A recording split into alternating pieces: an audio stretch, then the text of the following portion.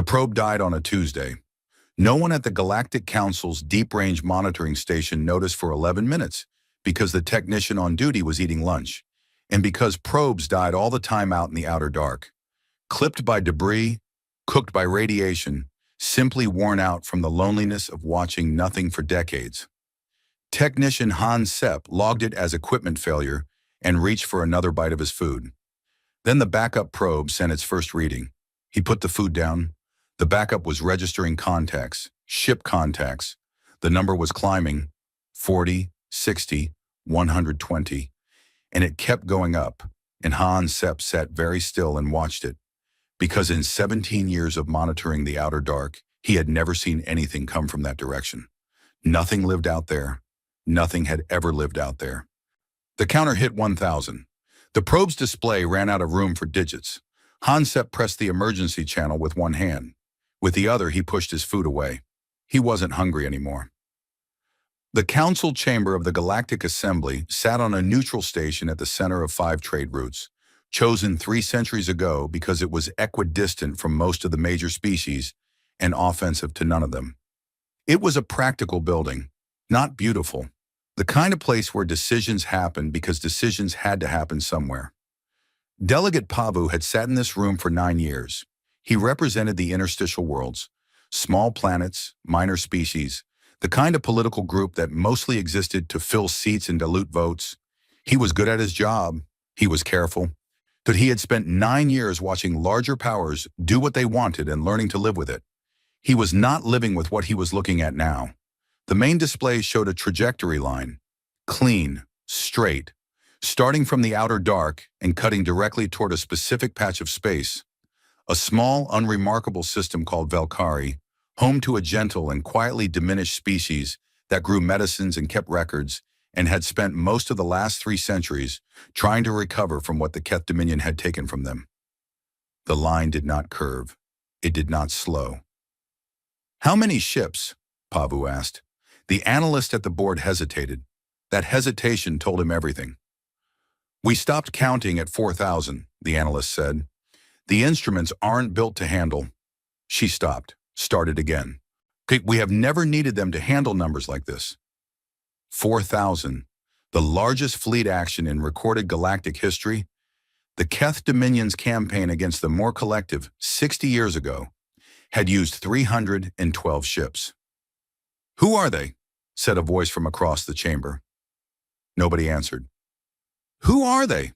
the voice said again, louder with the frustration of someone who was used to being answered immediately. That was Chancellor Rockthal of the Keth Dominion. He was tall and broad-shouldered, the kind of figure that filled a room without trying. He had been Chancellor for 20 years. He had never met a question that didn't eventually answer itself to his satisfaction. He did not like this question. "Hail them," he said. They hailed them. The fleet did not respond. They hailed them again. On every standard frequency, in every major language, in the old trade tongue that even dead civilizations had used, in mathematical pulses that any spacefaring species should recognize. Nothing. The fleet moved on its heading, patient, unhurried, like a tide that did not care about the shore's opinion.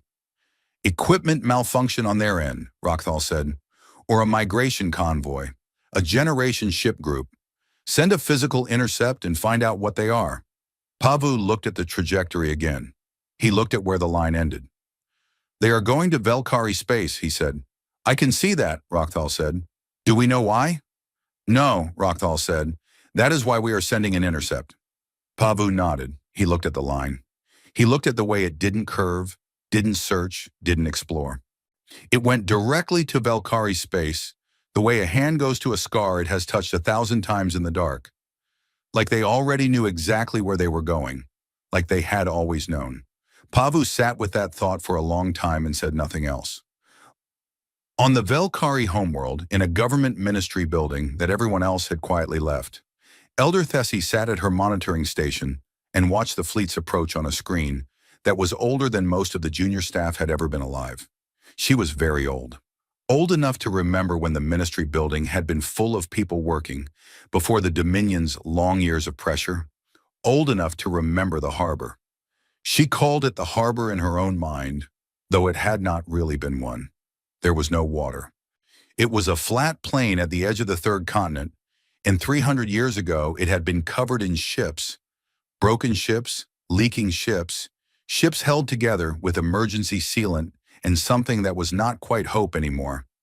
And the people who came out of them had been hollow-eyed and shaking, and there had been so many children. 40,000 of them, altogether, the last of a species. Tessie had been young then, a junior aide in the medical ministry. She had carried blankets to the harbor every morning for 6 months and had never once felt like she was doing enough, because there was nothing you could do that would be enough for 40,000 people who had lost everything. The Dominion had come afterward, angry. The Valkyrie had paid for what they did, who had spent a century paying in slow and deliberate ways. Trade restrictions, resource quotas, the quiet strangling of a civilization that had made the wrong choice, as the Dominion defined wrong. The Valkyrie had never said it was the wrong choice. Now Tessie sat in the empty ministry and watched the fleet that was coming from the direction those broken ships had gone. Her hands were very still on the desk. She was trying to understand what she was feeling. It was not fear. She knew fear. She had felt it many times during the Dominion years. This was something older than fear, something that existed before the word did. The fleet moved on the screen. Patient. Vast. She did not try to name the feeling. She just sat with it. The intercept fleet the Dominion sent was 41 ships. Not their full force. Rockthal was careful about not appearing alarmed, but more than enough to stop a convoy and demand answers. 41 Keth warships in tight formation was a message. It said, "We are the authority in this part of space, and you will identify yourselves." They moved to intercept in the Shara Corridor, a narrow band of navigable space between two thick asteroid fields, a smart place to force contact. The unknown fleet would have to slow, or change course, or at minimum acknowledge. At the council station, Pavu watched the Keth intercept team signal on the secondary board. Then the signal stopped. Not disrupted, not jammed, not scattered by static or interference. Just stopped, clean and complete, like someone closing a door. Pavu stared at the blank readout for a long time. Around him, the chamber had gone completely quiet. "The 7th Armada is not responding," the comm officer said, his voice flat in the way voices went flat when they were working very hard not to sound frightened. "What happened to them?" someone said. Nobody answered. The unknown fleet had not changed course, had not slowed, was not showing any new energy readings, no weapon signatures, no expanding debris field, no emergency signals. 41 ships had simply stopped reporting. "Send another intercept," Rockthal said. His voice carried its usual flatness. But his aide, a quiet, precise woman named Vessel, who had worked beside him for 11 years, watched the line of his jaw and said nothing. "Chancellor," Pavu said carefully, "perhaps before we commit send another intercept." Pavu did not push further. And he watched the display. He watched the unknown fleet continue on its heading, unbroken and unchanged, moving toward Valkyrie space. He kept his thoughts to himself. There were several of them, and none of them were comfortable. The first transmission came 3 weeks after the fleet had emerged from the outer dark. They had reached the edge of Valkyrie space. The fleet had stopped there, stopped exactly at the border, not 1 meter past it, and held position for 6 hours. They were not drifting, they were holding, with the kind of precision that required active effort and clear intention. Then the transmission arrived. Text only. No voice, no visual, no identification codes, no diplomatic headers, none of the standard opening protocols the galactic community had used for 4 centuries of interspecies contact. Just text. In a dialect of old Valkyrie script so archaic that the translation systems needed 11 minutes to read it. "We are here to settle accounts. Please advise where you would like us to begin." The chamber read it in silence. Pavu read it twice, then a third time. Rockthal read it and said, "Accounts. What accounts?" Nobody answered him. Pavu was looking at the transmission's timestamp, then looking at the fleet's position, held patient and exact at the Valkyrie border. He was thinking about the old Valkyrie dialect, about how old it actually was, about how whoever sent that message had not written it just now, in the moment, looking up old words in a translation file. Someone had written that message a long time ago, had kept it. One had carried it across 3 centuries of dark space and had sent it the instant the moment was right. Not before, not after. The patience behind that hit Pavu like something physical. He sat down slowly. "Who are they?" Rockthal said again, his voice carrying something new in it that he was working to keep out. Something that was not quite the same as his earlier certainty. On the screen, the fleet waited. The answer did not come from the Council's analysts. It did not come from the Dominion's intelligence division, which had been working for 3 weeks and was very quietly not finding anything. It did not come from any of the major powers who had been running identification checks since the probe first stopped counting. It came from the Valkyrie archives, a young archivist on the night rotation, assigned to cross-reference the old dialect transmission with historical records, found it in under 40 minutes. Found it in a record so old that it had been stored in physical format and only partially transferred to the digital system. A harbor manifest, 300 years old. It listed names and numbers and the condition of each group that had arrived on that flat plain at the edge of the third continent. Species, human. Number of individuals, 40,247. Condition, critical. Notes, survivors of systematic extermination campaign conducted by the Keth Dominion Fleet. Requesting sanctuary, sanctuary granted. The archivist sat with this for a moment, then she sent it up the chain as fast as she could.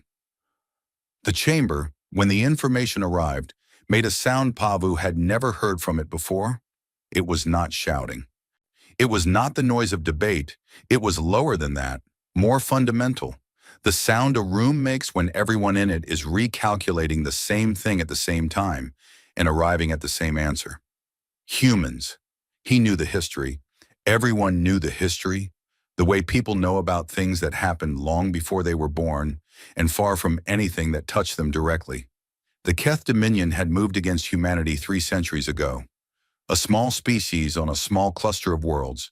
Not powerful, not considered important, deemed an obstacle to Dominion expansion plans. The campaign had been efficient. The worlds were taken. The people were... Gone was the word the histories used. Not dead, not destroyed, just gone, into the deep dark. The Dominion had not sent ships after them into unmapped space. It had not been worth the fuel, what the official history said. 3 centuries. Pavu looked at the fleet on the screen. 4,000 ships. More. The instrument still could not get a firm count. He thought about what 40,000 people became in 300 years. If they were committed enough, if they were patient enough, if they had nothing else to do and every reason to do it. He looked at the blank readout where the Dominion's 41 ships had been. He thought he was beginning to understand several things he had not understood before. Rockthal was standing at the front of the chamber, very still. His aid vessel stood behind him and to the side, and her expression was doing something careful and controlled. "They are a dead species," Rockthal said. His voice was steady. "They have ships, yes, more than expected. But the major powers of this council, while united could... Chancellor." Pavu kept his voice level. 41 ships entered the Shara corridor. We have heard nothing from them since. A system malfunction? Nothing, Pavu said. Not one signal. No debris. No emergency beacon from a single crew member on any of those 41 ships. Nothing. The chamber was very quiet. Rockthal looked at the display, at the fleet sitting patient and enormous at the Valkyrie border, at the clean, polite text of the transmission still visible on the secondary screen. He said nothing more. Pavu noticed that Rockthal's aide had been looking at her own small screen for the past several minutes with an expression that was not quite fear, but was close enough to it that the difference did not matter much. He did not ask her what she was reading. He did not think he wanted to know. Hedernum.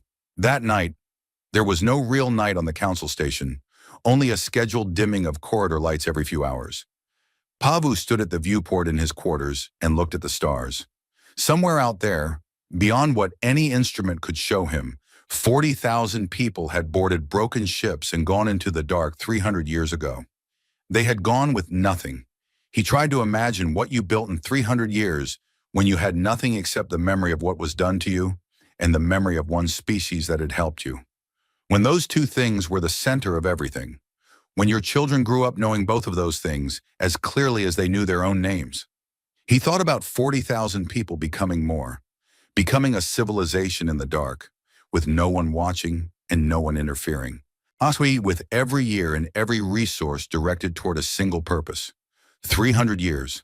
He thought about the Valkyrie, about a small species that had done one thing, one act of shelter in a desperate moment, and had been made to pay for it slowly and deliberately for a century while the people they sheltered disappeared, and the Dominion's power made it clear that mercy had consequences. The Valkyrie had paid the price. They had never said it was not worth it. And now something was coming back from the dark. Pavu pressed his forehead against the cold viewport glass. Accounts, he thought. They said accounts, not revenge, not war, not justice even. Justice was a word with a lot of interpretations and a lot of room for emotion to blur the lines. Accounts. He thought about the old Valkyrie dialect, about a message written long ago and carried all this way and sent at exactly the right moment.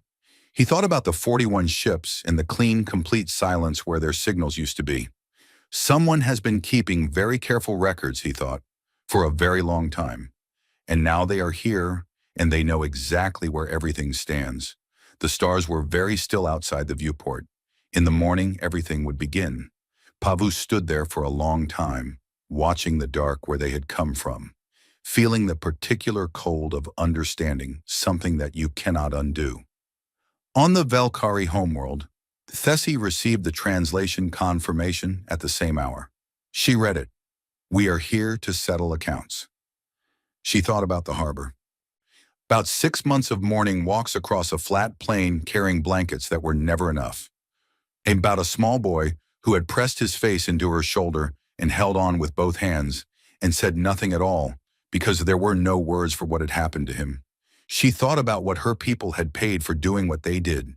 She thought about what it must have felt like. 40,000 people getting back onto their damaged ships and going into the dark, leaving the only friends they had in the entire galaxy, not knowing if they would ever come back, not knowing if the people they left behind would survive the Dominion's anger, carrying that uncertainty with them into the unmapped dark. She thought about what you hold on to when you carry something like that. She looked at her screen. 4,000 ships. Sarnit, the first thing they did when they came back was write in her people's oldest language and ask where she wanted them to begin. The feeling she had been carrying since the fleet appeared finally had a clear shape. It was not fear. It was not wonder. It was the specific feeling of someone who made a choice long ago without knowing if it mattered, and then lived for 300 years inside that not knowing, and then one quiet evening received their answer. Thessie sat in the empty ministry and let herself feel it completely. Outside the window, the city was ordinary. The evening light was ordinary. Somewhere nearby, a bird made a small sound in a tree. She pressed the reply key. She typed in the old dialect her grandmother had taught her, and in words she had not used in 40 years because no one spoke them anymore. Begin here. She sent it. She sat back. She was crying. She did not know when she had started. She did not try to stop. Outside, the city continued its ordinary evening, unaware that in a quiet ministry office, an old woman had just answered a question that had been waiting 300 years for someone to ask it. The fleet received her message. The fleet began to move. The shuttle Pavu took to the human flagship was a small diplomatic vessel, standard issue, the kind of craft designed to look unintimidating and neutral. It had comfortable seats, a small refreshment unit, and windows along the side that now showed him something his brain kept refusing to fully process. The fleet. He had seen the numbers, and he had stared at the instruments for 3 weeks. He had heard analysts read out figures that had no historical comparison, but numbers on a screen were one thing, and this was another thing entirely.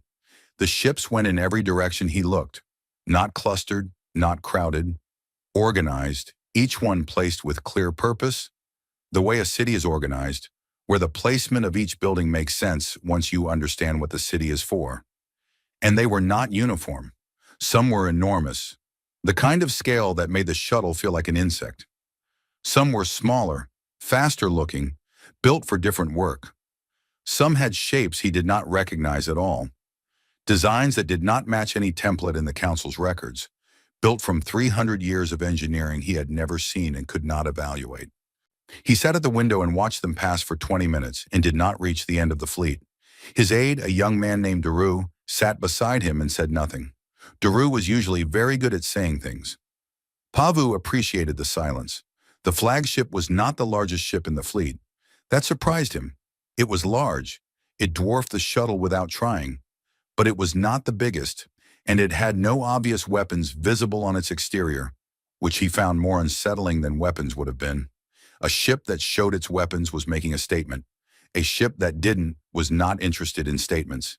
It was simply a ship that had come here to do something and did not need to prove anything to anyone.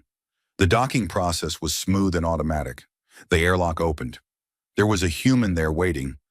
A young woman in a plain gray uniform who said nothing dramatic and made no particular event of the moment, who simply said, in the common tongue, with a slight and unfamiliar accent, "Delegate Pavu, the Admiral will see you now." Just like that. The room they brought him to had no windows. Pavu had expected a command center, a war room, screens and maps, and the visible machinery of a 4,000-ship fleet. Something designed to impress and to show power. It was a plain room, a table, 2 chairs, lighting that was warm rather than harsh. There was a small machine on a side counter making something that steamed gently and smelled like nothing he recognized, but in a way that was not unpleasant. Admiral Soren Weil was already sitting at the table. She was not what he expected. He was not sure afterward. What he had expected, something harder maybe, something that looked like 300 years of building toward a single moment. She looked like someone who had been awake a while but was not tired. She was calm in the way that people were calm when they had moved past the part where calm required effort. She stood briefly when he entered, which he did not expect, and gestured to the chair across from her. "Delegate," she said. "Sit, please." She poured 2 cups of the steaming thing from the machine and set one in front of him. "You don't have to drink it," she said. "I don't know if it suits your biology, but it's warm, and this is a first meeting, and it seemed appropriate." Pavu sat. He looked at the cup. He looked at her. "Admiral," he said, "I represent the Galactic Council. I need to ask." "You need to ask a lot of things," she said, not unkindly. "You've been trying to reach us for 3 weeks." You did not respond. "No," she said. "Why not?" She considered this. It did not seem like a difficult question for her, just one she was deciding how much to answer. "We had nothing to say to the council yet," she said. "We had something to say to the Valkyrie. We said it. They answered. Then we were ready." "Ready for what?" She reached under the table and placed an object between them.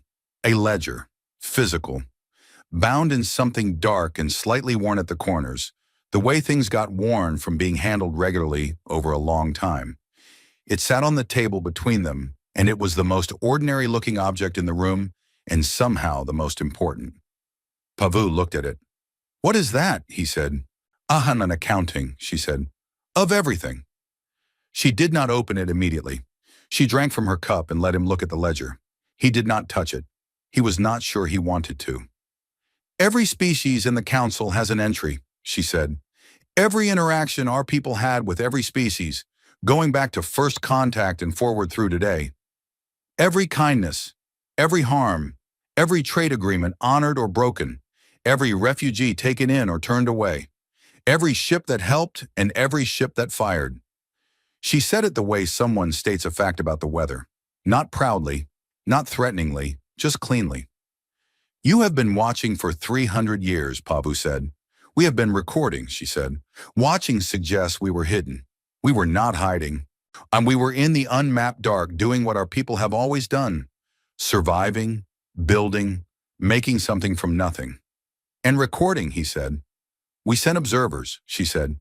"Long range, patient. It is not difficult to gather information about people who do not believe you exist and therefore do not bother to conceal themselves from you." Pavu thought about that. He thought about the last 300 years of galactic history, all of it proceeding normally. No one thinking about the 40,000 people who had gone into the dark. All of the conversations and decisions and cruelties and kindnesses that had happened in open sight, in ships and stations and council chambers, while somewhere in the unmapped dark, someone was writing it all down. He felt the particular uncomfortable feeling of someone who has been observed without knowing it. "The Valkyrie entry," he said. "What does it say?" She opened the ledger to the first page. He looked at the Valkyrie entry. He could not read human notation, but the structure was clear. A column of figures, entries, dates stretching across the page. At the bottom of the column was a number. Large, very large. 40,000 people, Vile said. Shelter for 6 months in conditions that cost your people significantly. Resistance to Dominion pressure at personal cost to the Valkyrie government. Medical care, food stores, material given freely. Then the accumulated cost to the Valkyrie people over the following century. The trade restrictions, the resource extraction, the systematic economic damage the Dominion imposed as punishment for what the Valkyrie did. She turned a page. "We include that," she said. "What it cost them to help us. What they lost because they helped us. That is part of the debt." Pavu was quiet. "You include what was done to them because of you," he said. "If you shelter someone and they bring you harm in doing it," she said, "and you knew that was possible and did it anyway, then the harm is part of what they gave." "Yes." Pavu sat with that for a long moment. "The Valkyrie entry is at the front," he said. "Yes," she said, "because they are first. Because everything else in this ledger comes after them," she said. "Everything we built because of 6 months on a flat plane at the edge of their third continent. That is the first entry because it is the foundation of all the others." The room was quiet. Pavu picked up his cup and drank from it. It was warm and slightly bitter and not bad at all.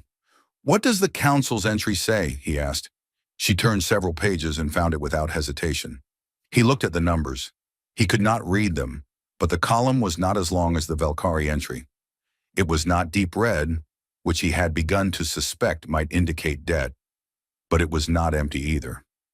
"Neutral to modest positive," she said. "The council provided passage to several human refugee ships in the early years, before the Dominion made its position clear. After that, the council stopped providing passage. The Dominion pressured—" "I know why," she said. "It is still in the ledger." He nodded. That was fair. And he knew it was fair. "You are not here to harm the council," he said. "We are not here to harm anyone," she said. "We are here to settle accounts. Those are very different things." "And the Keth Dominion's entry?" She did not turn to it immediately. She looked at him steadily. "The Dominion's entry," she said, "is in the back." She picked up her cup. "There is a reason we put it in the back," she said. Pavu thought about the 7th Armada, about the blank readout, about 41 ships in complete, clean silence. He did not ask her to turn to the back. "I want to be clear about something," Val said. "We did not come here to fight. We have not been preparing for a war." Pavu looked at the fleet visible in every direction outside the ship. She understood what his silence meant. "We prepared for the possibility of a war," she said, "if someone chose to start one with us. That preparation took the same amount of time and resources as what we actually came here to do, which is settle accounts. The difference is that what we actually came here to do is almost finished." "Almost," Pavu said. "The Valkyrie repayment is large," she said. "It will take time to deliver properly. We want it done correctly." "What form does it take?" She told him. He listened for a long time. His aide de Rue, sitting quietly in the corner of the room, had stopped writing things down somewhere in the middle and was simply listening with his mouth slightly open. It was not weapons, not territory, not political leverage or military support, or any of the things that constituted power in the galaxy's current language.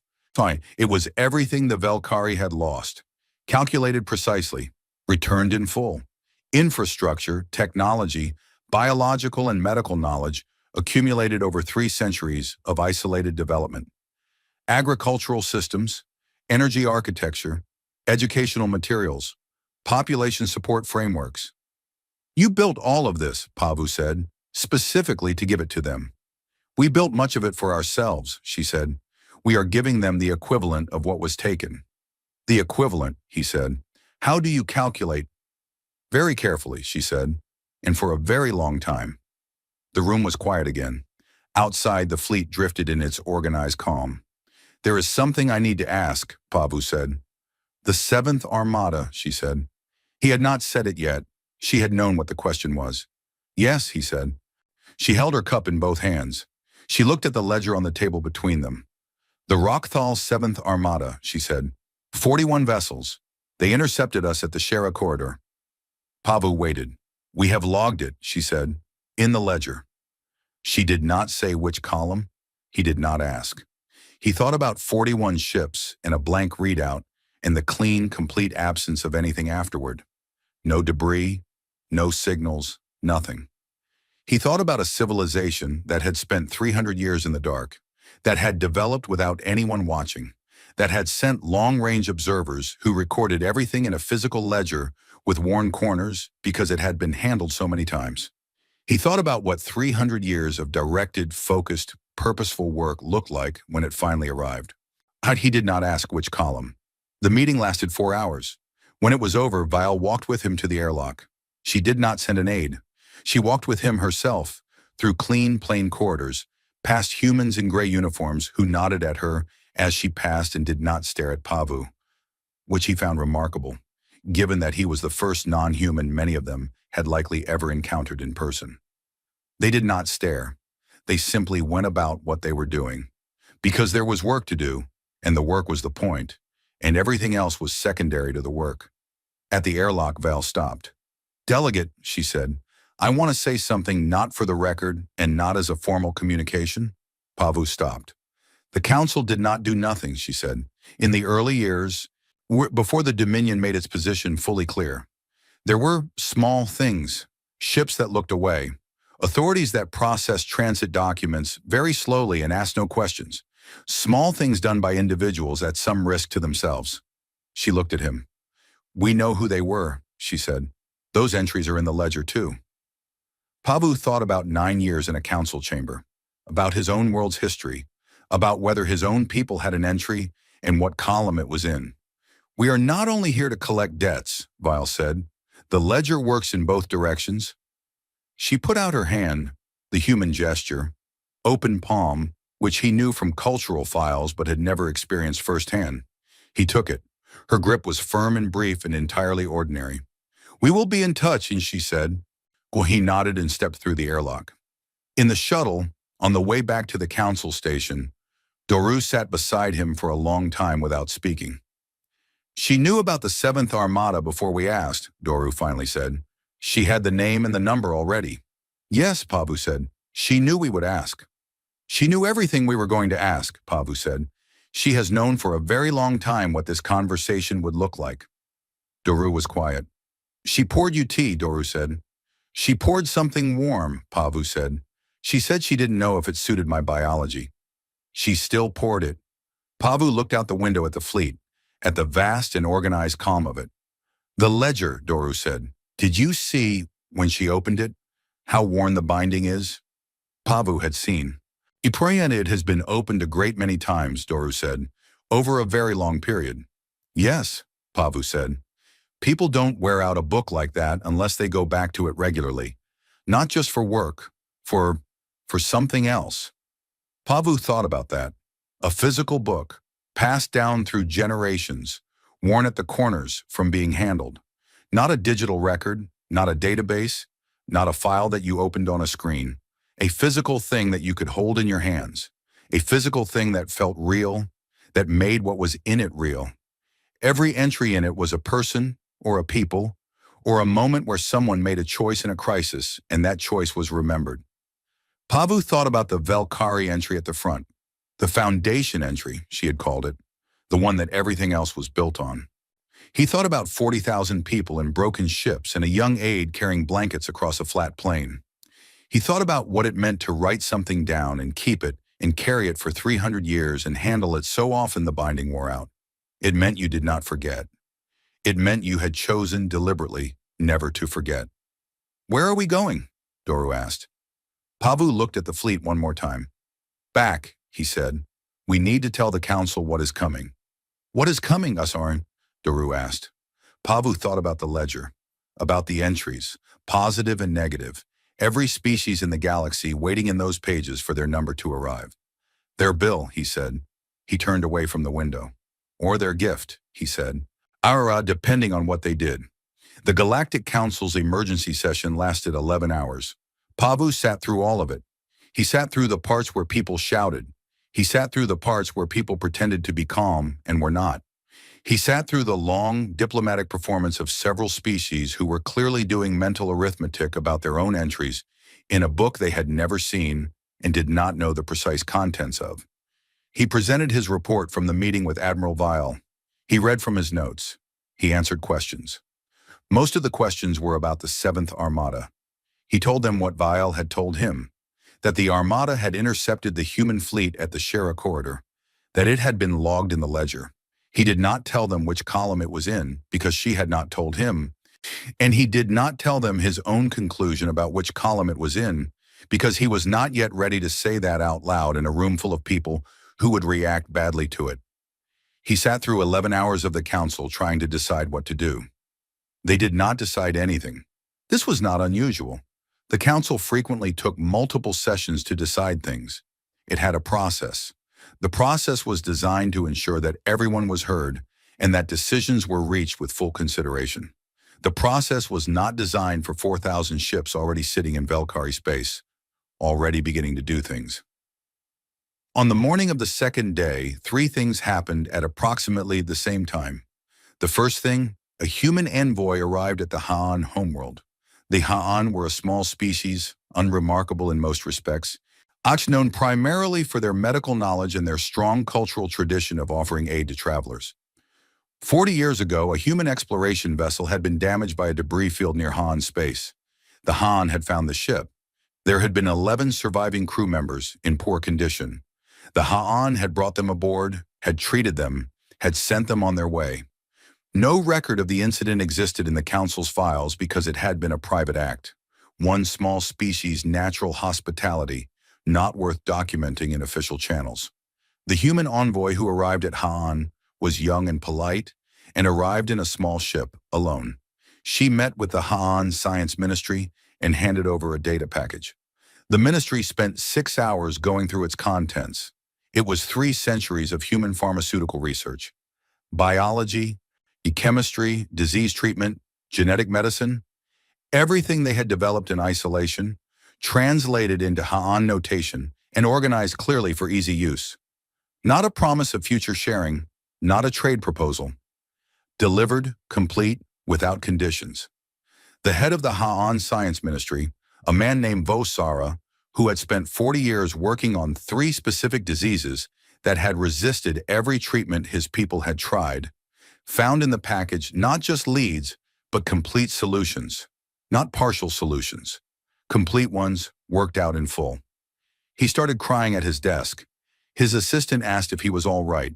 He could not explain quickly enough what he was looking at, so he just said, "We have been trying to solve this for 40 years. And, his assistant said, "And they solved it," he said, 30 years ago. And they brought us the answer. The assistant looked at the screen. "Why?" she said. Vosara thought about the story his grandmother had told him, about a damaged ship and 11 people, and a decision to help that had seemed very ordinary at the time. "Because 40 years ago we did something small," he said, "and apparently they do not consider small things unimportant." The assistant stood at the desk and looked at the screen for a long time. "Who are these people?" she said. It was not a frightened question. It was something else. Vosara was already reading the first solution document. His hands were not steady. "I don't know," he said, "but I am very glad they exist." The second thing that happened that morning, a human envoy arrived at the borders of Velnari space. The Velnari were a border species, medium-sized, competitive, with a history of territory disputes and a political culture that prized strength and decisive action. 100 years ago, during a confused and badly documented skirmish in a disputed zone, 11 humans had been killed by Velnari forces. The Velnari records listed it as a defensive engagement against unknown vessels in claimed territory. The human records, it turned out, listed it differently. The envoy was polite, professional. She met with the Velnari Border Council and presented a sealed document. The Border Council opened it. Inside was a bill, itemized, precise. 11 individual accounts, each calculated separately, with entries for each loss, direct harm, lost future contribution, compounded across a century. Then a second section, the cost to the families, to the mission, to the broader effort. It was not a large bill by the standards of the Han delivery or the Velkari repayment. It was a specific, measured, careful document. At the bottom was a line that said, proposed settlement options are as follows. The proposed settlements were all things the Velnari could actually do, resources they could provide, technology they could share, actions they could take, nothing impossible, nothing designed to humiliate. The Border Council sat with the bill for several hours. When the Galactic press contacted them, word had spread quickly, the council spokesperson came out and made a short statement. We have received a document, she said.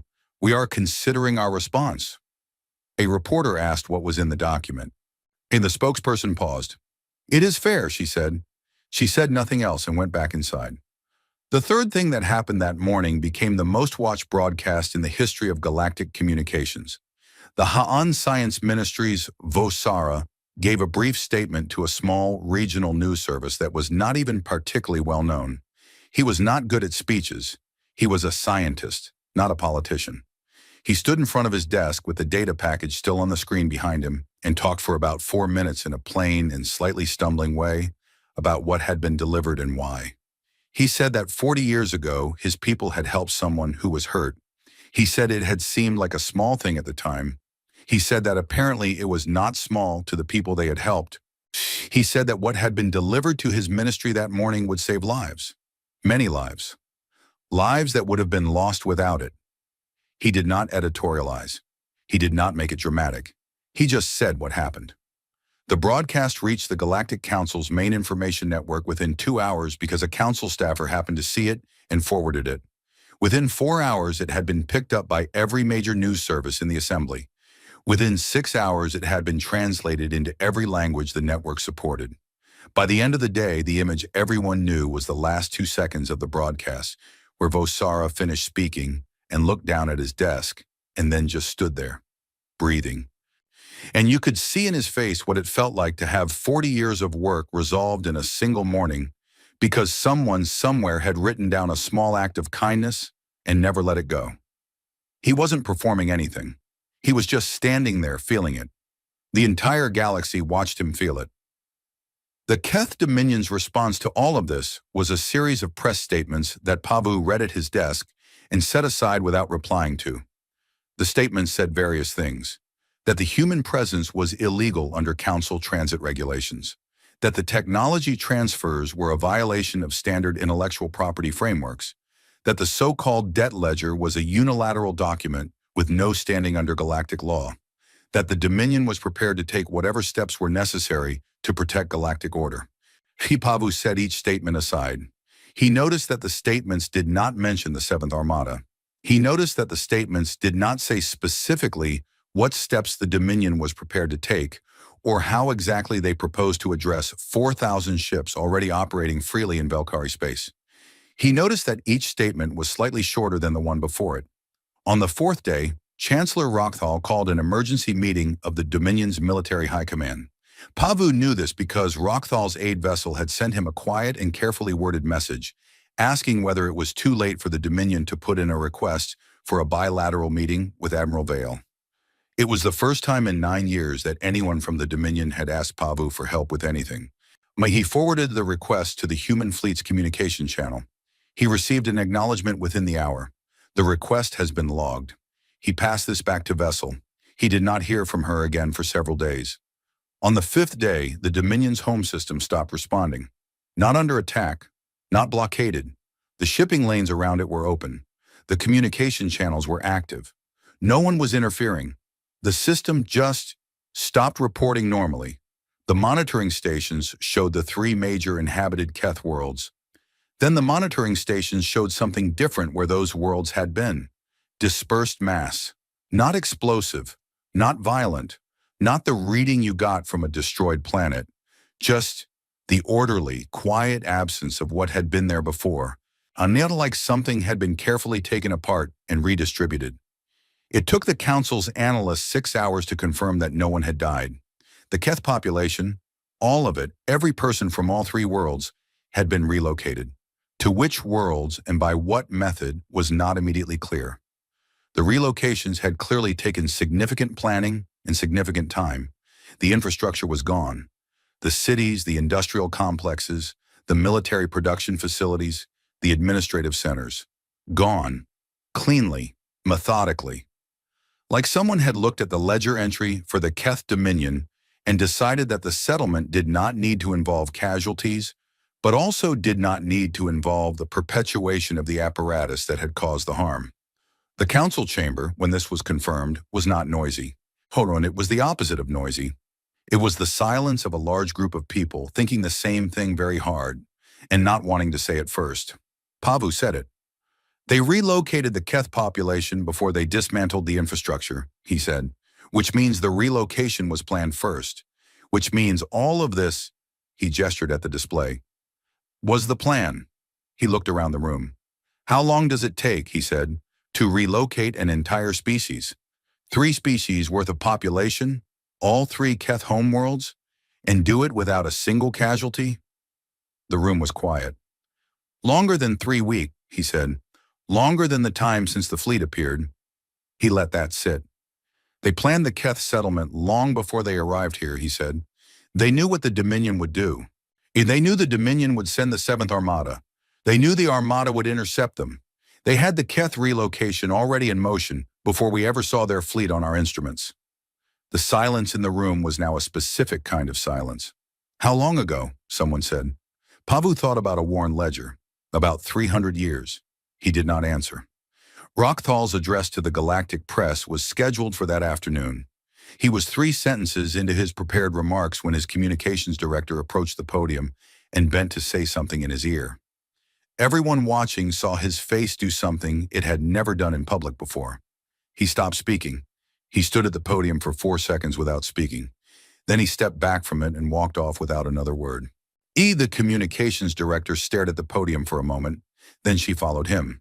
The press release issued later that day said the address had been postponed due to an administrative scheduling conflict. On the same day, the Dominion's 14 outer colonies filed simultaneously for Council Protectorate status. Pavu read the 14 filings in his office. They were almost identical in structure, which told him they had been prepared in advance by people who had expected to need them. He sat at his desk and thought about that. About Keth citizens on the outer colonies who had apparently been ready for this possibility, who had had the paperwork prepared, who had been watching the ledger numbers in their own way, with their own quiet calculation. Human had made their own decisions about what the arrival of the human fleet probably meant for the Dominion's future. He thought about what it meant that ordinary Keth citizens had seen this coming when their own chancellor had not. He filed the Protectorate requests and copied them to the relevant administrative departments. Then he sat at his desk for a while and thought about the difference between people who were afraid of what had happened and people who were afraid of what had not happened yet.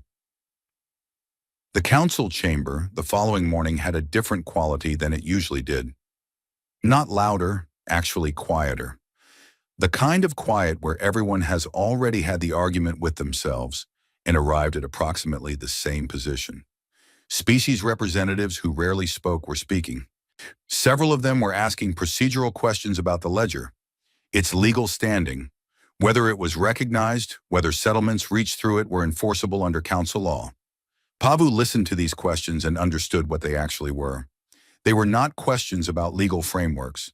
They were the sound of people trying to find out, without asking directly, what their own entry said and whether what was coming for them was a bill or a gift.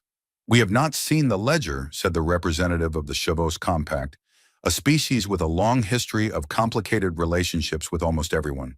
We cannot respond to something we have not seen. I believe, Pavu said carefully, that you will be shown your entry when it is relevant to do so.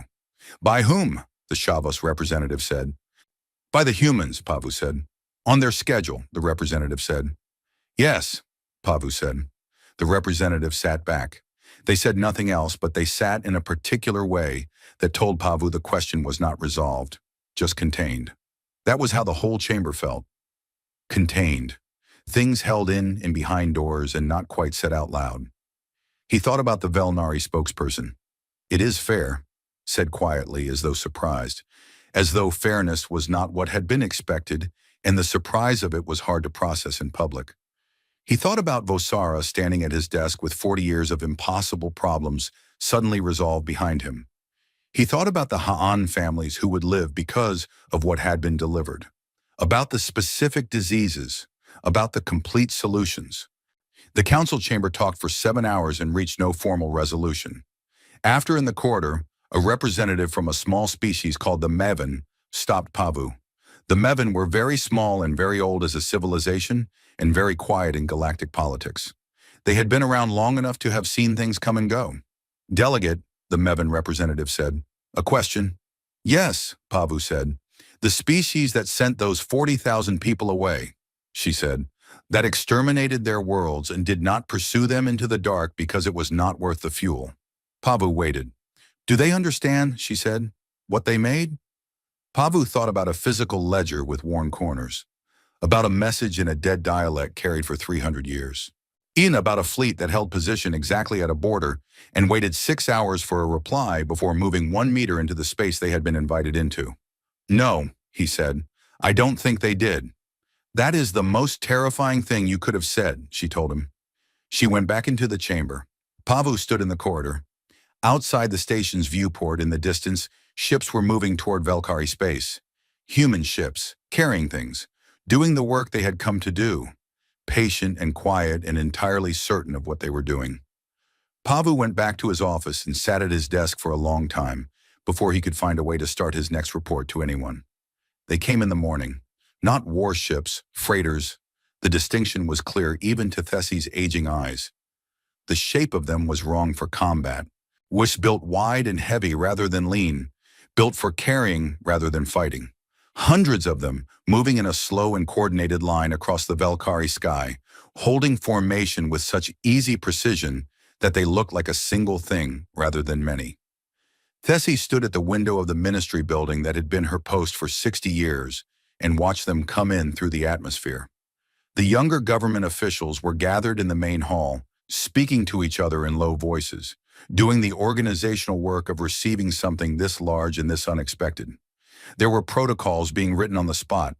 There were comm channels being opened and closed. There was the particular organized noise of a bureaucracy trying to adapt quickly to something it had not prepared for. Thessie was not in the main hall. Why, she was at the window.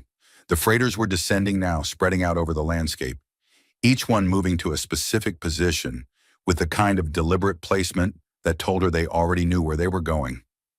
Not searching, not circling. Each ship going to a specific place that someone had chosen in advance. She thought about the harbor again, about ships arriving on a flat plain. These were different ships, different people, different moment. The same thread, though, the same line running from then to now, 300 years long, and she was standing at both ends of it at the same time.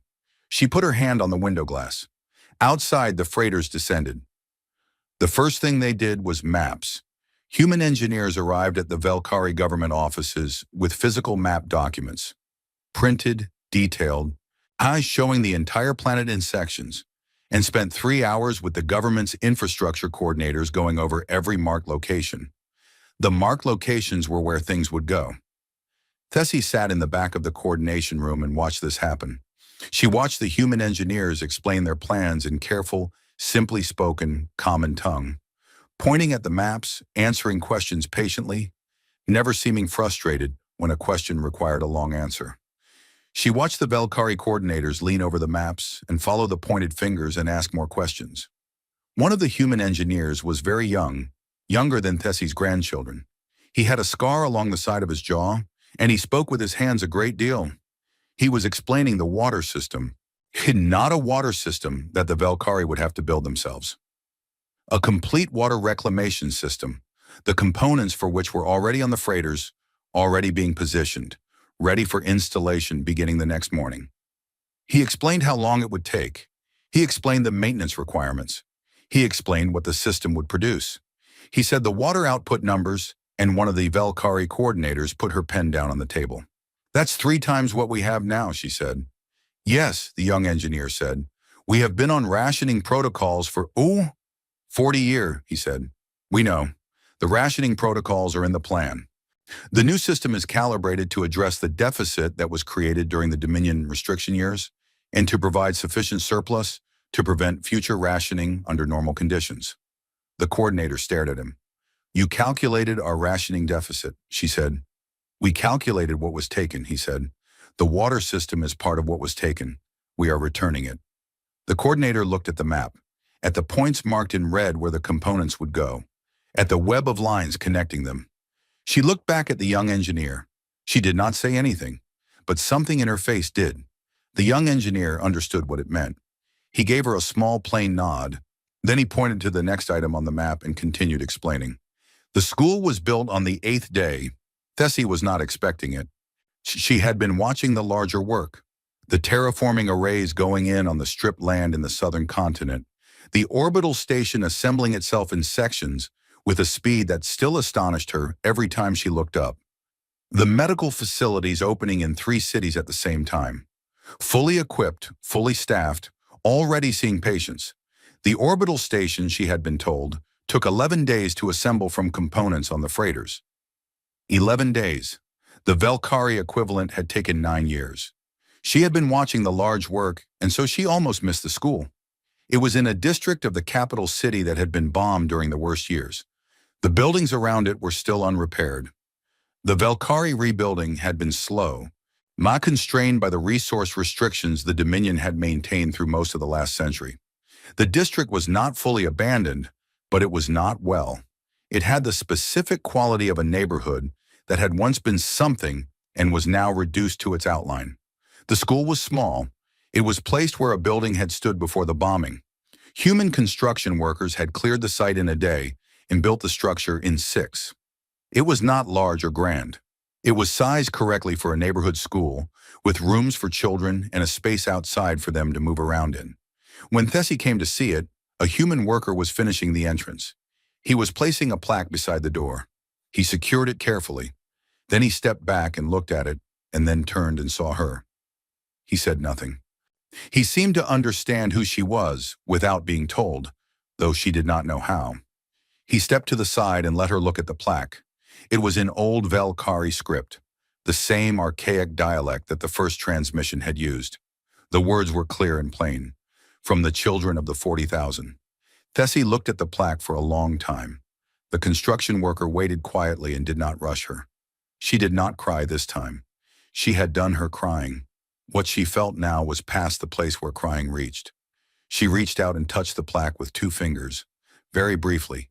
Then she turned and walked back toward the ministry. She had work to do.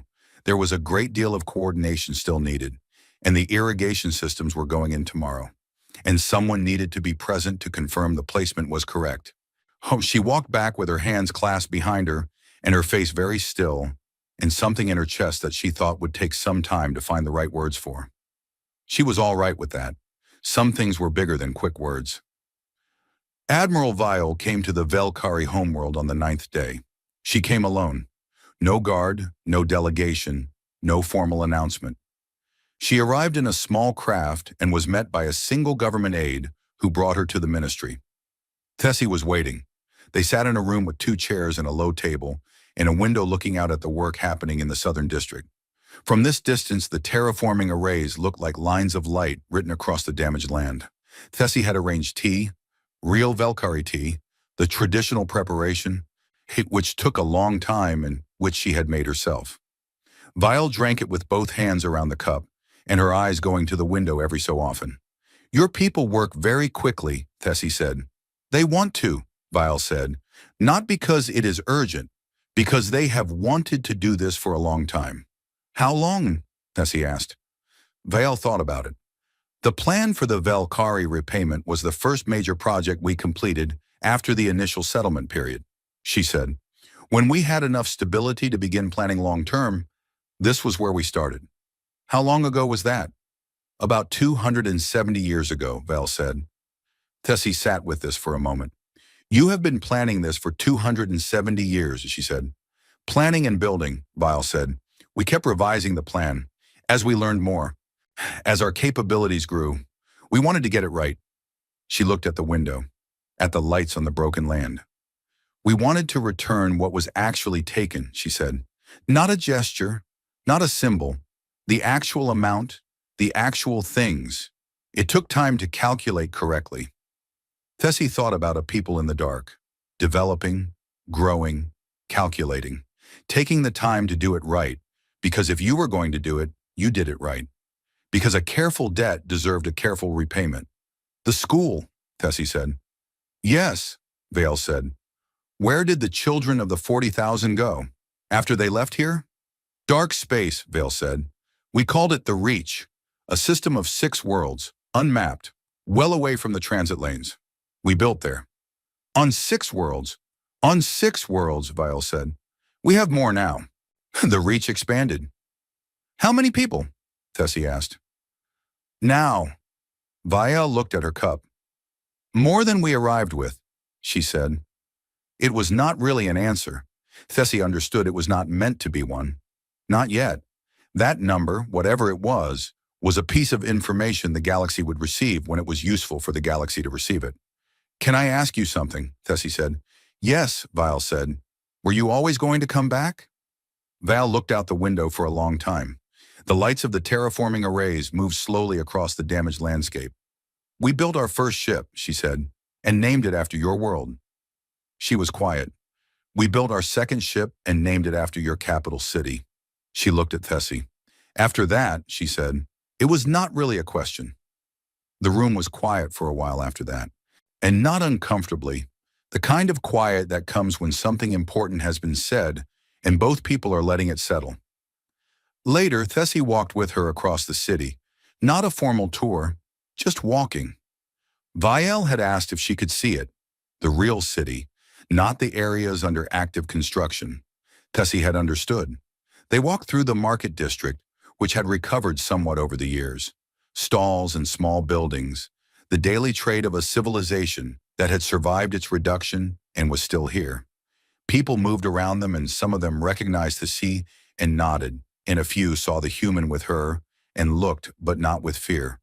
Something different. Something that had been shifted by 9 days of freighters and work, and a young engineer explaining water rationing deficits as if they were simply a problem with a solution. The Dominion, Tessie said as they walked. She did not phrase it as a question. It was just a word. Vale walked for a moment.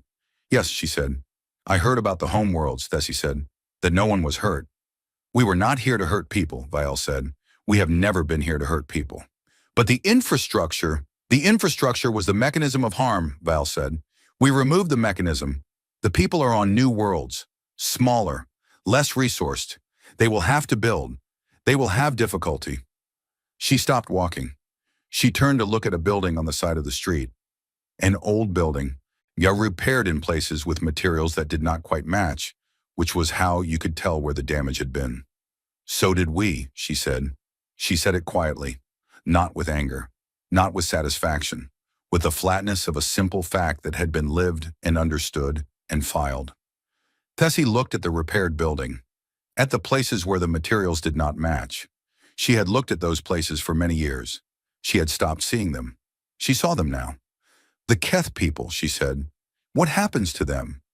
They rebuild, Vile said, without the Dominion structure, without the apparatus. Some of them will be fine. Some of them will struggle. The outer colony populations are resourceful. They know how to do without. She started walking again. Their entry in the ledger, she said, is now closed. Closed, Tessie said. The debt has been settled, Vile said. One way or another it is settled. They are in the ledger as a settled account. We do not return to settled accounts. They walked in silence for a moment. That is mercy, Tessie said. Vale glanced at her sideways. That is accounting, she said. Tessie was quiet. She thought about the difference between the two things. She thought that maybe in the hands of people who were careful enough and patient enough, they might end up in the same place. On the 12th day, the medical facilities in all 3 cities were fully operational. On the 14th day, the first crops were seeded in the southern continent, in soil that the terraforming arrays had spent 6 days preparing. The soil readings were better than the Valkyrie Agricultural Ministry had projected for that land in any optimistic forecast. 3 different scientists sent Thessie messages about the soil readings. One of them used the word impossible, and then corrected himself in a second message and said he meant unprecedented. On the 15th day, the orbital station was completed. Human engineers gave the Valkyrie operations staff a 3-day handover and orientation. The station was not a human station with Valkyrie access. It was a Valkyrie station, built by humans, handed over completely. The deed of transfer was the most paperwork Thessie had signed in 20 years.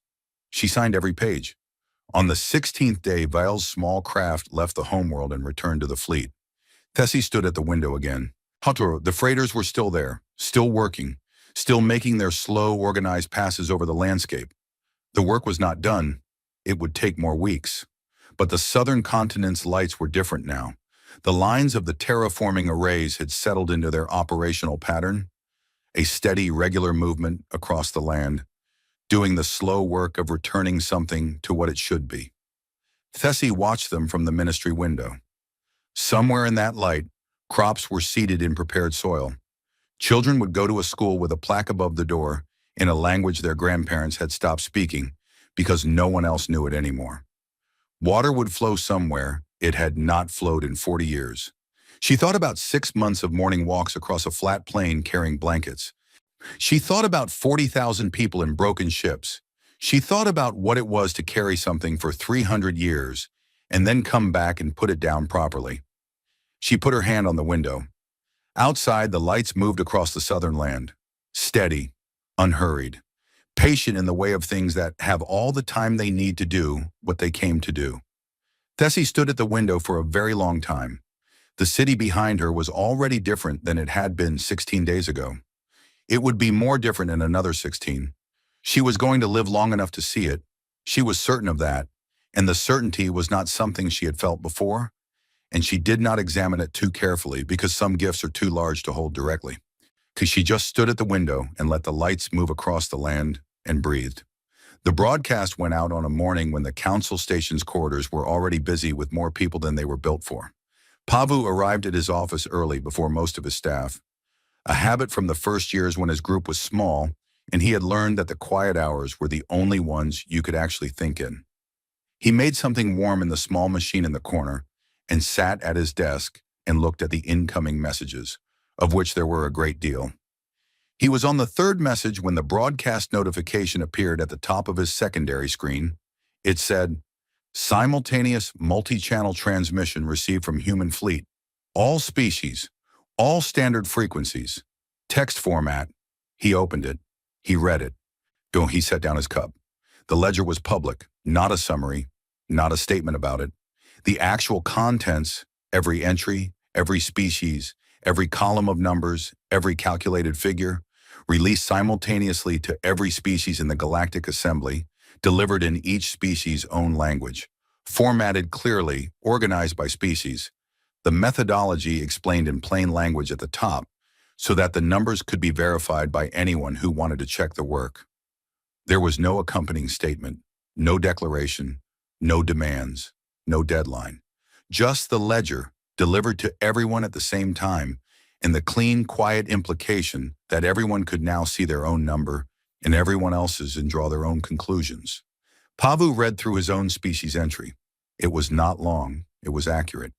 He recognized several of the entries, specific decisions, specific moments he had been present for or had read about in his own government's records. They were listed without editorializing, without weight given to the politics around them, simply as actions taken or not taken. He looked at the total.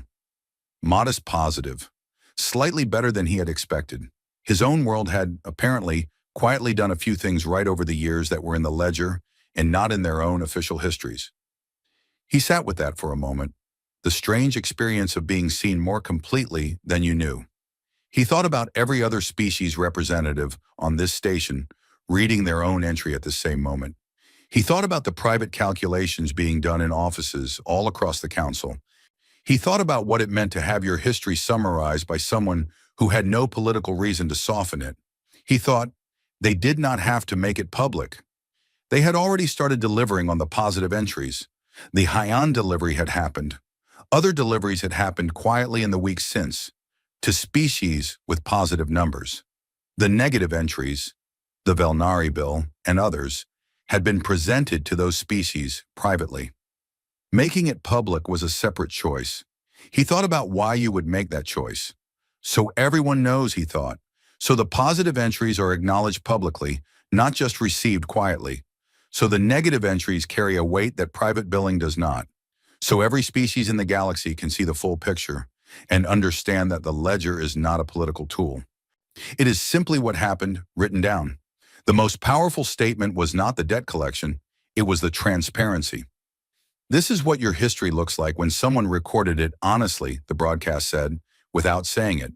You may disagree with the methodology, you may dispute specific entries, but the methodology is there for you to check, and you will find it is sound. Pavu's comm system began making noise, every channel simultaneously. He let it make noise for a while, and finished his warm drink, and read through several other species entries in the ledger before he started answering. The council session that afternoon was not 11 hours. It was 3. 3 hours was all it took, because the release of the ledger had changed the shape of the conversation. People had stopped asking what was in it, and they now knew. The question was what to do with what they knew, and that question turned out to have a fairly clear answer once the noise cleared. The Velnari settlement had been agreed and signed that morning. The Velnari Council had been sitting on the bill for 3 weeks, and the public release of the ledger apparently resolved whatever hesitation had remained. 2 other species with negative entries submitted their proposed responses before the session began. Both proposals were measured and realistic, built around the settlement options the human envoys had offered, not improvised panic. Both proposals had clearly been worked on for some time. People were ready, Pavu observed, had been getting ready. The ledger's public release had simply removed the last reason to keep the preparations private. 3 hours, a record. And at the end of the session, Pavu proposed that the council formally invite a human representative to address the assembly. The motion passed by a significant margin. He sent the invitation to the human fleet's communications channel. He received a reply within the day. The invitation has been received and logged. A response will be provided. Not yes, not no. Logged. He understood by now that this was how they communicated intentions. Nothing was said that was not meant. Nothing was promised that was not certain. The word logged meant it had been received and would be addressed when addressing it was appropriate. He put it in his notes and moved on. On a neutral world in the outer reaches of Dominion-adjacent space, a young woman named Mira was watching the broadcast from a small apartment that overlooked a gray and unremarkable city. She was 23 years old. She worked in a records office. She had done this work for 2 years since finishing her studies, and she was good at it. Her real name was Mira Rockthal, but she had not used that name in public for 3 years, since her grandfather died, since the weight of it had stopped being something she could carry everywhere she went. She was watching the broadcast of the ledger's release. She had been watching everything related to the human fleet since they appeared, the way you watch something that was coming toward you and might or might not be coming toward you specifically. The Dominion entry was near the end of the ledger. It was long. She did not read all of it. She had grown up in the Dominion's administrative class. She knew enough of the history to understand the general shape of what the numbers meant. She did not need to read every line to understand it. She looked at the total at the bottom of the Dominion's entry. She sat with it for a long time. Then she closed the broadcast and went to work. She worked her regular shift. She filed her regular records. She had a meal in the office's small eating area with 2 colleagues who were also watching coverage of the broadcast and who talked about it in the careful way people talked about large things they did not know how to hold yet. She came home. She sat in her apartment and thought about her grandfather, about the things she had been told as a child and the things she had understood much later, as an adult, in the way understanding often worked. Not arriving all at once, but settling slowly over years, until one day it was just something you knew and could not unknow. She had spent 3 years building a quiet life under a different name. working in a records office, being ordinary. She had 3 weeks ago begun writing a message, had not sent it, had rewritten it several times. Tonight she finished it. It was not long. It asked one question. She sent it to the Human Fleet's communication channel, the public one that was listed in the diplomatic record. She did not expect a reply. She received an acknowledgement within the hour. Your message has been received. 3 days later, she received a follow-up. Admiral Vile will meet with you at the following station at the following time, if you are able. Mira sat with this for a long time, and then she booked her travel. The station Admiral Vile had named was a small one, a transit point, the kind of place where people passed through rather than stayed. It had a viewing lounge with a long window looking out at a quiet stretch of space, and it was here that Vale was waiting when Mira arrived. Vale was alone. No aide, no security, no delegation. Mira walked to the table. She sat down. She had rehearsed several openings. She had a question she had been carrying for 3 weeks. She had words prepared. She looked at Val. She said, "What happens to the negative numbers?" Val looked back at her. She looked at Mira the way she looked at things, completely without hurry. Mira had the specific experience of being seen clearly by someone who was not deciding what to do with what they saw, just seeing it accurately. And the silence lasted a few seconds. It was not a hostile silence. It was the silence of someone who understood precisely what was being asked. "You're not the Dominion," Vale said. "My name is—" "I know your name," Vale said. "Both of them." Mira was quiet. "You're not the Dominion," Vale said again, quieter this time, not as a statement about politics, as a statement about what she was looking at. "But the number," Mira started. "The Dominion's entry is closed," Vale said. "The account is settled." "The infrastructure—" "Gone," Vale said. "Yes, that is the settlement." "And the people? The Keth people on the New Worlds? They had nothing to do with—" "Some of them had nothing to do with it," Vale said. "Some of them did. The account is settled for all of them the same. The settlement was not designed to distinguish. The Dominion as an entity has a closed account. The people who came from it are individuals. Individuals have their own entries." She looked at Mira steadily. "Your entry," she said, "is not your grandfather's entry." Mira sat with this. "What is my entry?" she said. 3 years, Vale said. "You have been building something different for 3 years, under a different name, in a records office, doing ordinary work. There are people in your building who know you by your ordinary name and think of you as someone who keeps good records and is reliable and brings food to share sometimes." Mira did not ask how she knew this. She was past the point of asking how they knew things. "You asked a simple question," Vile said. "What happens to negative numbers?" Mira waited. "Numbers change," Vile said. She said it plainly, without comfort built into it, without the softness people put around things to make them easier to hold. Just the flat truth of it. Numbers change. Mira sat with this. It was the least reassuring reassurance she had ever received. It gave her no promise. It made no guarantee. It also did not close a door. "What does that mean practically?" she said. "It means," Vile said, "that the ledger is a living document." She stood. "New entries go in every day," she said. "Old entries are updated when circumstances change. The ledger is not a sentence. It is a record." She was preparing to leave. "Why did you agree to meet with me?" Mira said. Vale paused. "Because you asked," she said. "That's all?" "You asked honestly," Vale said. "You asked because you needed to know the answer. Not because you wanted to negotiate or to make a case or to get something. You just needed to know." She looked at her. "We always answer honest questions when we can," she said. She walked away. Mira sat in the viewing lounge for a long time after, looking out the window. The station was quiet. Occasionally a ship passed in the view outside. Numbers change.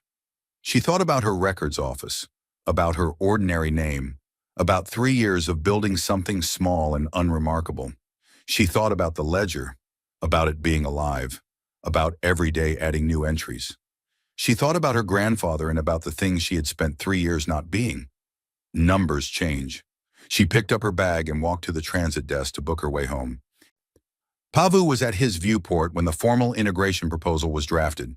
It had taken 6 weeks.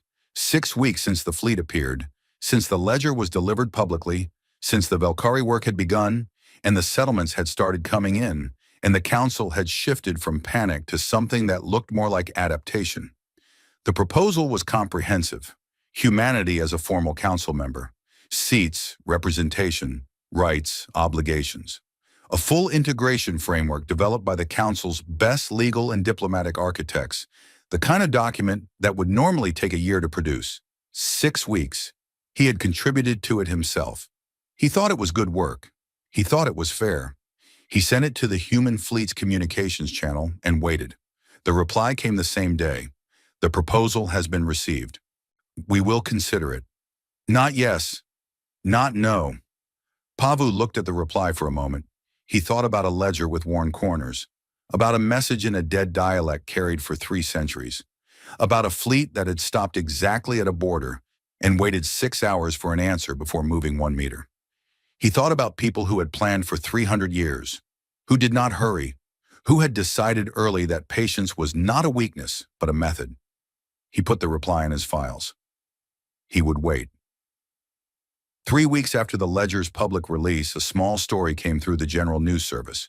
The Ha'an Space Authority had, in the previous month, reported several long-range anomalies near a dim star in the outer edge of their system. The star had been showing irregular readings for 40 years. It was not large enough or close enough to be dangerous, but it had been on the monitoring list for decades. The anomalies had resolved. The star's readings were now completely stable.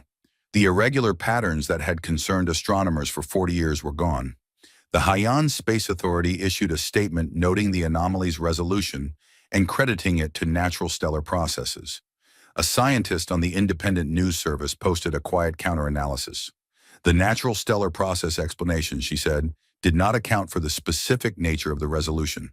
What the instruments showed was not natural stabilization, but something that looked like intervention. Specifically, the kind of intervention that required a deep understanding of stellar dynamics and a significant capacity for precision work in a difficult environment. The kind of work that might take, she noted, roughly a decade to plan and execute. She also noted that the Ha'an had, 40 years ago, helped 11 humans who were hurt. The news service's comment section ran to several thousand entries. The Ha'an Authority declined to comment further. The human fleet declined to comment at all. The story was noted in council communications and flagged for Pavu's attention. He read it at his desk and did not add anything to the record. He thought about what it meant to stabilize a star, about the planning required, about the time, about the fact that it had been done a decade ago, in quiet and delivered without announcement, completed before the human fleet had even appeared in the outer dark. He thought about what other things had been done in quiet over the decades, outer and delivered without announcement, and were simply waiting to be discovered. He thought about how long the Han would take to realize that the disease solutions in their data package had come with something else embedded in them. Not malware, not manipulation, just a deep biological understanding of their specific physiological structure that implied the humans had been studying Ha'an biology for a very long time. Carefully, respectfully, from a distance, because if you were going to repay a debt properly, you needed to know exactly what would be valuable to the people you owed. He did not know what else was out there, embedded quietly in the fabric of the galaxy, waiting. He suspected there was quite a lot of it. He was not sure whether that was frightening or something else. He leaned back in his chair and looked at the ceiling. And that evening at the viewport in his quarters, he watched the ships. The human fleet had redistributed itself over the past 6 weeks, not concentrated in Valkyrie space anymore. That work was ongoing but no longer required the full fleet. The ships had spread into the lanes between systems, into the transit corridors, into the dark spaces between the recognized routes where no one had ever had reason to go before. Not blocking anything, not claiming anything, simply present, integrated into the space of the galaxy the way something integrates when it belongs there. Doru came to stand beside him. "Do you think they'll accept the membership proposal?" Doru said. "Eventually," Pavu said. "What are they waiting for?" Pavu thought about it. "They have the ledger," he said. They know everyone's history. Whilst they know who can be trusted and who is working toward trust and who has not started yet. He looked at the ships. They don't need to be inside the council to do what they're doing. Membership would give them certain obligations they don't currently have. They'll take those obligations when they're ready to have them. And in the meantime, Pavu said, they're doing what they came to do. He watched a ship move slowly through the far edge of his viewport's view. Large, unhurried, going somewhere specific with the certainty of something that has already decided where it is going. Do you think they'll stay? Doru said. Permanently, in galactic space. Pavu looked at the ships. He looked at the Velkari lights, visible as a faint glow at the edge of his view. The planet already different than it had been 2 months ago, already becoming what it should have been, all the quiet restitution of a careful debt. He thought about the harbor manifest, sanctuary granted, 300 years ago, one small act. He thought about a fleet that came out of the dark and stopped exactly at the border and waited to be asked before moving 1 meter inside. He thought about a plaque in an old dialect above a school door in a district that used to be rubble. They never left, he said. It was the truest thing he had said in weeks. Dora was quiet. Outside, the ships moved through the dark, patient, steady, distributed across the galaxy's lanes like something that had always been there and was only now visible. The galaxy breathed around them. Not the hell breath of the first weeks, or the gasping calculation of every species doing its private arithmetic. Something else now, something that was working out, slowly and imperfectly, what it meant to share a galaxy with people who kept records, who remembered small things, who carried debts and gifts alike across centuries and delivered them properly, without ceremony, because the delivery was the point and not the drama of it. Pavu stood at the viewport until the light-dimming cycle started in the corridor behind him. He thought about Mira in her records office under her ordinary name. He thought about Thessi at a window watching light move across restored land. He thought about Vosara with 40 years of impossible problems suddenly solved. He thought about a ledger with worn corners, handled so many times the binding had softened. He thought the galaxy feared them because the galaxy expected revenge, and what they brought instead was something the galaxy had no category for. They brought a reckoning that was also a gift. They brought an account that was also a homecoming. They brought 300 years of work aimed precisely at making things right, not making things even. That was the thing no one had prepared for. Not what they did, what they were. He stood at the viewport until the lights dimmed fully and the corridor went dark. Outside, the ships moved through the dark between the stars. Patient, present, home.